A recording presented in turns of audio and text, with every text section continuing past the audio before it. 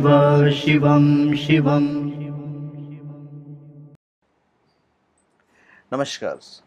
आप सबका हमारे चैनल श्रीमद होम रेमेडीज पर स्वागत है। इस वीडियो में हम आपको बताएंगे कि आचार्य ओशो ने शराब और मांसाहार के बारे में क्या कहा है। उन्होंने शराब से भी बड़ी शराब और मधुशाला से भी बड़ी मधुशाला के बारे में बात की है। तो चलिए हम आपको बताते हैं। सर, मैं ये कहना चाहता हूँ कि अक्सर आपने लोगों को कहते हुए सुना होगा कि शराब छोड़ दो, तुम्हारी किडनी खराब हो जाएगी, तुम्हारा लीवर खराब हो जाएगा। आपने सुना होगा। पर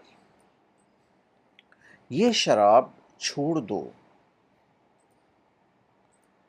तुम्हारे लिए ये पैसा इंपॉर्टेंट है, ये पैसे से तुम अच्छे खाओ पियो, अपने घर वाले को परेशान मत होने दो, इन शराब के पैसों से अपने बच्चों को फल खिलाओ। इस तरह की आम बातें होती रहती हैं। पर ये किन पे लागू होता है? ये उन पे लागू होता है जिनके पास पैसा नहीं है। ये बात तो उन पे बिल्कुल लागू नहीं होता है जिनके पास पैसा है, जो अमीर है। वो शराब पी सकते हैं, मांसाहार खा सकते हैं, सब कुछ कर सकते हैं। आपके पास पैसा है, आप पियो, आपकी फैमिली सेफ है, उन्हें किसी चीज़ की कोई तकलीफ नहीं है। शराब तो खराब है, मान लिया। शराब शरीर को खराब करती है, ये भी मान लिया। पर ये शरीर तो ऐसे ही खराब होता है। आप 70 साल जीने वाले हो, शराब नहीं पियोगे तो आप 75 साल जी लोगे, ऐसा कहा जाता है, 80 साल जी लोगे। पर क्यों? अरे भाई, दुनिया में तो ऐसी जगह कम है। हम अतिथि की तरह यहाँ पे आए हैं, अपना काम करें, उसका जितना जल्दी हो सके निकल जाएं। आपको काम अपना पूरा करना है। पर ऐसा नहीं होता है। लोग और ज़्यादा जीना चाहते हैं। क्या करेंगे जीकर? और पैसा कमा लेंगे या किसी और से पैसा ले लेंगे, यही करेंगे ना। इससे ज़्यादा और क्या करेंगे? तो भाई, लंबे जी के क्या करोगे? पर शराब पीने वाले लंबे जीते हैं। ये शराब पीना और नहीं पीना, ये कोई उम्र के पैमाने को नहीं नाप सकता है। अनगिनत लोग जो शराब पीते हैं उनकी उम्र काफी लंबी है। शंकराचार्य शराब नहीं पीते थे, 33 साल की उम्र में वो स्वर्गवासी हो गए। तो क्या हम धर्म से नफरत करने लगे? ऐसा तो नहीं है। विवेकानंद शराब नहीं पीते थे, वो 34 साल की उम्र में स्वर्ग सिधार गए। तो क्या हम धार्मिक नहीं बने? मुरारजी देसाई नहीं पीते थे शराब। उनसे एक बार इंटरव्यू में उन्होंने कहा भी था कि भाई, शराब पीने वाले जो होते हैं वो जल्दी मर जाते हैं। तो जो इंटरव्यू कर रहा था, उन्होंने कहा था कि भाई, चर्चिल तो बहुत शराब पीते हैं, बहुत सिगरेट पीते हैं, पर वो तो जिंदा हैं, वो तो ब्रह्म मुहूर्त में कभी उठे ही नहीं। इसका आप क्या जवाब देंगे? तो मुरारजी देसाई ने ये कहा था कि वो अपवाद है। उनका ये था। भाई, कभी कभी शराब पीने वाले खूब जीते हैं। पर फिर भी गोरखनाथ जैसे लोग जब ये कहते हैं कि शराब मत पियो, मांसाहार मत खाओ, तो कारण अलग होता है। वो हेल्थ से रिलेटेड नहीं होता है। और शराब नहीं पीने का कोई आध्यात्मिक कारण थोड़ी है। कोई बीमार आदमी जो होता है वो भगवान को प्राप्त कर सकता है, भगवान के नजदीक जा सकता है। पर एक स्वस्थ आदमी भगवान के नजदीक जल्दी नहीं जा सकता, उन्हें प्राप्त नहीं कर सकता, क्योंकि तो दुनियादारी में लगा हुआ है। गोरखनाथ जैसे लोग जब ये कहते हैं कि शराब मत पियो, मांसाहार मत खाओ, तो बिल्कुल कारण डिफरेंट होता है। क्योंकि शराब से भी बड़ी शराब हमारे लिए उपलब्ध है। मधुशाला से भी बड़ी मधुशाला हमारे लिए उपलब्ध है। आप पूछेंगे कैसे? हम आपको शराब देते हैं। छोटी शराब छीनने का हमारा कोई आग्रह नहीं है। कंकड़ पत्थरों से उनके त्याग करवाने की कोई शिक्षा हम नहीं दे रहे हैं इस वीडियो में। अरे भाई, हम तो हीरे देने की बात कह रहे हैं।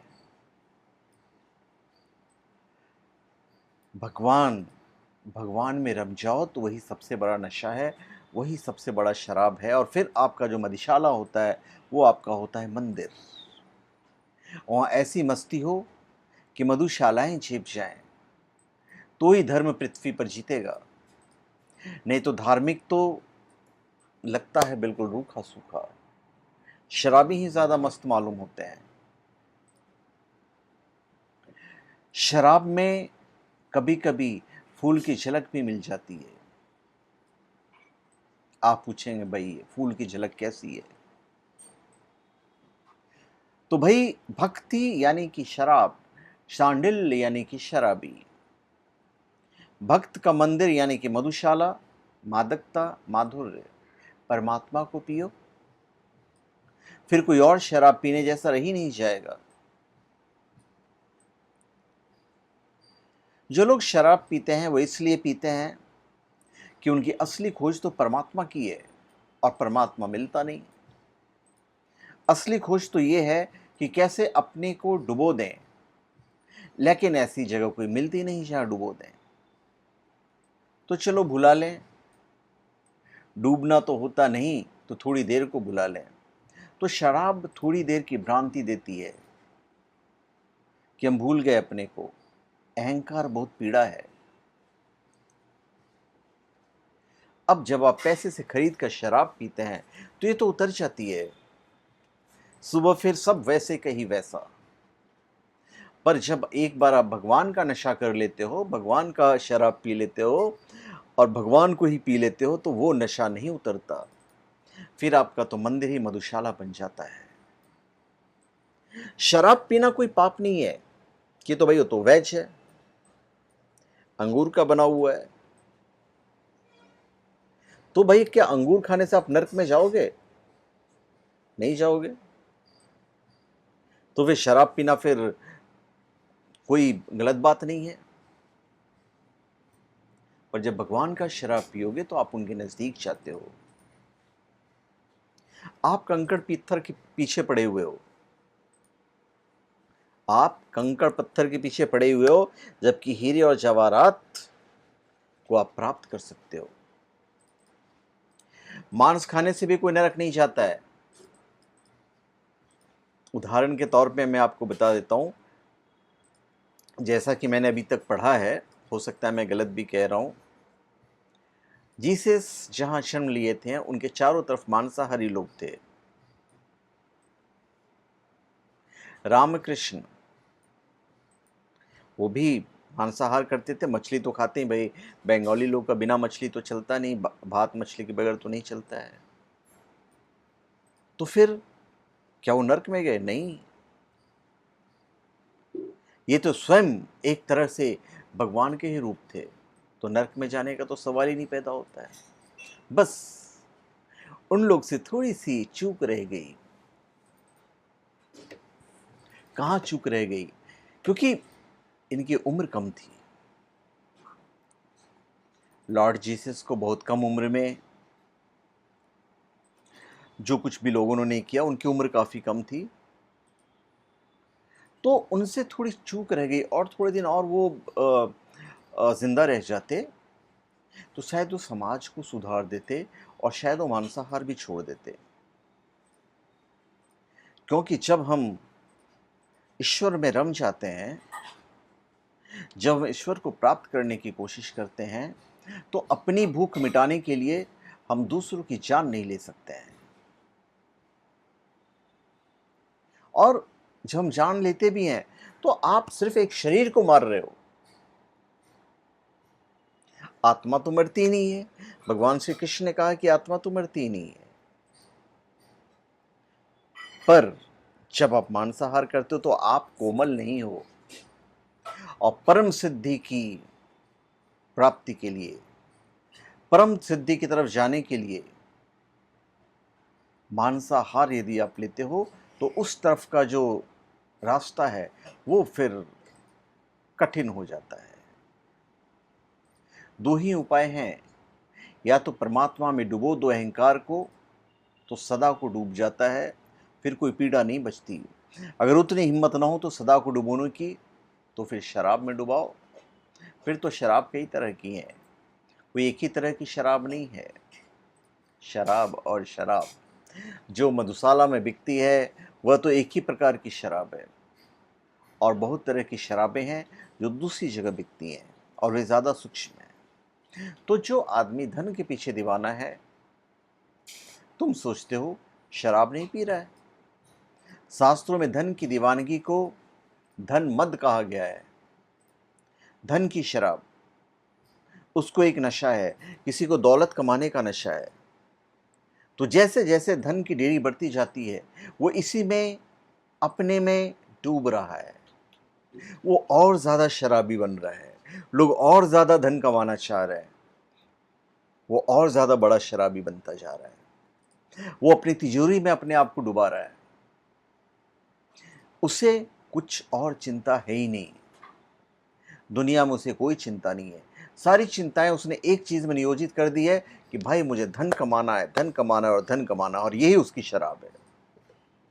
शास्त्र ठीक कहते हैं कि धन मद, जो आदमी पद के पीछे दीवाना है, आपको क्या लगता है वो शराबी नहीं है? वो भी शराबी है। मोरारजी देसाई या हमारे जितने जो नेता हैं, वो पद पे जाने के बाद उस पद से हटना नहीं चाहते हैं, चाहे उनकी उम्र 70 साल ही क्यों नहीं हो जाए, वहां से नहीं हटना चाहते हैं। तो क्या ये नशा नहीं है? ये भी नशा है। हर 5 साल बाद वो उस कुर्सी को फिर प्राप्त करना चाहते हैं, ये भी एक नशा है। तो धन से भी बड़ा नशा है पद का। बड़ा ही होगा, क्योंकि आदमी 80 साल का हो जाए फिर भी पद के मोह से नहीं बच सकता है जो वहां पे बैठा हुआ है।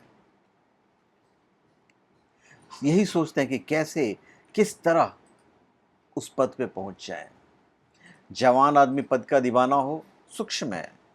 जवानी को मूर्ताएं माफ की जा सकती हैं, जवानी तो एक तरह की नासमझी है। मगर 80 साल का आदमी पद के पीछे दीवाना हो, आप देखो आपके कितने सारे नेताएं 50-60 के हो गए पर वो पद छोड़ना नहीं चाहते हैं। उसका अर्थ हुआ बाल धूप में पकाएं, उसका अर्थ हुआ जिंदगी ऐसे ही चली गई एक आदत की तरह।